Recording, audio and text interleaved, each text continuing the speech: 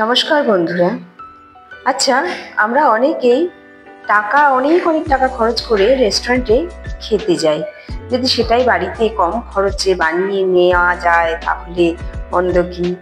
আজ আমি বাড়িতে বসেই বানাবো রেস্টুরেন্ট স্টাইলে পনির ঝাল ফ্রিজ। বুঝবার সুবিধার জন্য আমি এটা স্টেপ বাই স্টেপ দেখিয়েছি। আচ্ছা, এর জন্য নিয়ে নিচ্ছি 300 গ্রাম পনির, আর আমি এটাকে এইভাবে পিস করে নিয়েছি।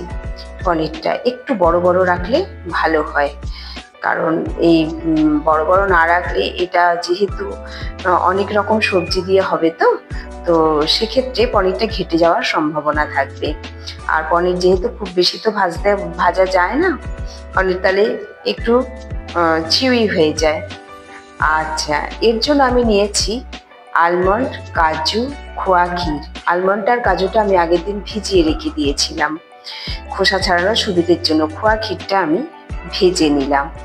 আর নিয়ে নিয়েছি মিডিয়াম সাইজের 4টে বড় বড় পেঁয়াজ, ঠিক এইভাবে পিস করেছি।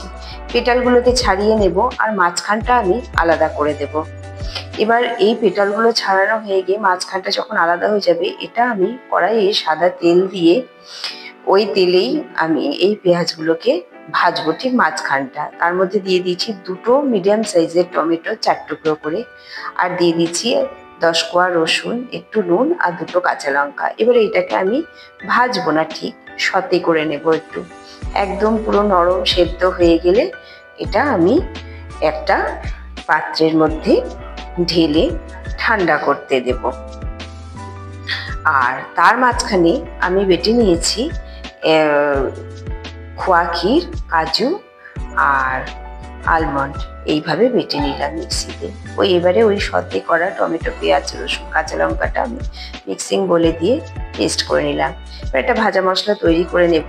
নিচ্ছি 2টো শুকনো লঙ্কা, কিছু মরিচ, হাফ চামচের মতো গোলমরিচ, 1.5 চামচ ধনে, হাফ চামচ কালো জিরে, 1 চামচ মৌরি, 2টো দারচিনি, 2টো এলাচ, 2টো লবঙ্গ, আর নিয়েছি সামান্য একটু জোয়ান। এবারে এটাকে একটুখানি ড্রাই রোস্ট করে নেব।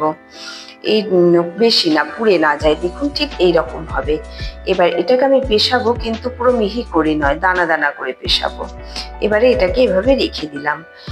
আর নিয়েছি এটা সবজি, ফুলকপি, গাজর, বিনস আর ক্যাপসিকাম। গাজর আর বিনসটা আমি একটুখানি জলে ভাপিয়ে নেব, বা বলতে পারেন সামান্য একটু জাস্ট ফুটন্ত জলে দিয়ে দেবো। আর বিনসটা ঠিক আমি এইভাবে কেটেছি, কলম কাটা যেটাকে বলে, সেভাবে কেটেছি। দিলাম 1 মুঠো মটরশুঁটি। এগুলো সবই জলের মধ্যে একটু প্লাঞ্চ করে নিয়ে এবার এটাকে তুলে নিলাম। তুলে নিয়ে আমি এগুলো সব আলাদা আলাদা করে রেখে দেবো। এই জলটার মধ্যে নুন দেওয়া আছে, জলটা ফুটন্ত, ওই জন্য এর মধ্যে ফুলকপিটা দিয়ে ব্লাঞ্চ করে এবারে এগুলোকে সব আলাদা আলাদা করে রেখে দিলাম। এবারে আমি গ্রেভিটা তৈরি করে নেব। গ্রেভিটা তৈরি করার জন্য কড়াইয়ে সামান্য সাদা তেল দিয়ে বা সানড্রপ দিয়ে আমি ওই টমেটোর পেস্টটা দিয়ে দিলাম। এর মধ্যে টমেটো, পেঁয়াজ, কাঁচা লঙ্কার পেস্ট দিলাম। 1 চামচ আদা বাটাটা এর সাথে ভালো করে মিশিয়ে নেব। নেয়ার পর এর মধ্যে দিলাম অল্প হলুদ, অল্প ধনের গুঁড়ো, জিরের গুঁড়ো দিয়ে এবারে এটাকে ভালো করে মিশিয়ে নেব।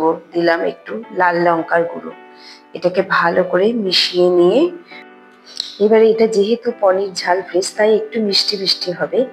এর জন্য এর মধ্যে দিয়ে দিলাম আমি 2.5 চামচ চিনি, আর রঙের জন্য দিলাম কাশ্মীরি লঙ্কার গুঁড়ো 1 চামচের মতো। এরপরে দিলাম রেড চিলি সস, আর দিচ্ছি টমেটো কেচাপ।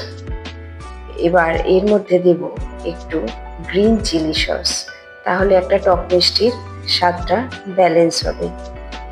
এবার এর মধ্যে ওই কাজু, খোয়া ক্ষীর, আলমন্ড বাটাটা দিয়ে দিলাম। তারপরে এটাকে একটু ভালো করে নেড়ে চেড়ে আমি মিশিয়ে নেব। এর মধ্যে দিয়ে দিলাম স্বাদ মতো নুন।